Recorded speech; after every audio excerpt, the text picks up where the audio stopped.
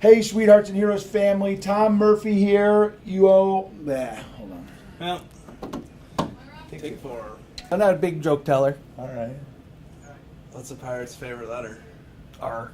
You think it'd be R, but it'd be the C. It's the only joke you ever need. I do like that. It's the only joke I you do ever like need that. to know.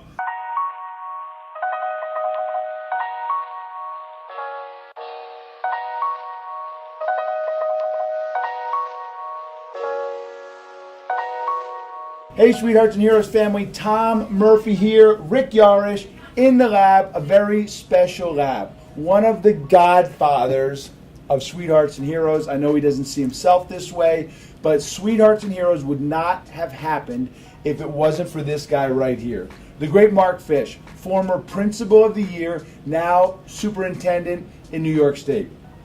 Mark gave me one of the greatest lessons I've ever received. Years ago, there was an absolutely awful situation where some middle school kids were harassing, beyond harassment, a bus monitor in Western New York.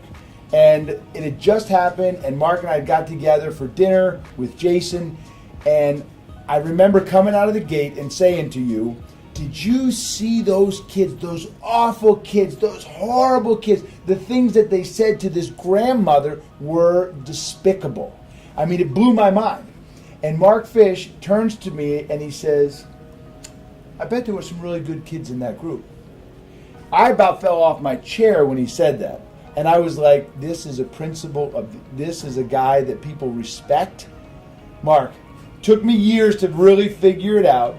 But give us the lesson in the lab. So now it's your pack mentality, right? So good kids do stupid things, especially in middle school. And that's really the time as a formative age. As a middle school principal for 18 years, I don't know the number of times I had conversations with parents and said to them, look, good kids do bad things. And they need to learn a lesson from it, and hopefully they never make that same mistake again. But that's the age.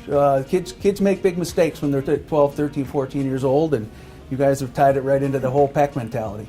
And so what do you tell a teacher that has to deal with this for the first time? A kid that does something that seems egregious? Well, one of the things that I always like to do in my former school was to put teachers in teams. I always felt like there was strength in teams, that the teachers could collaborate and communicate and share.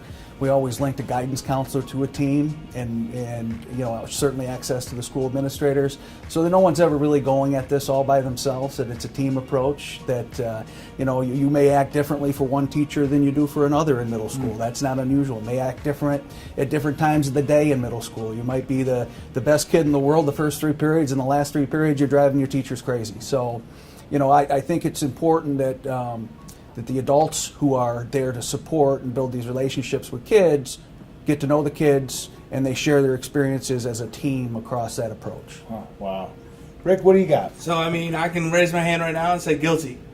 I've fallen into that pack mentality, and I think we all have.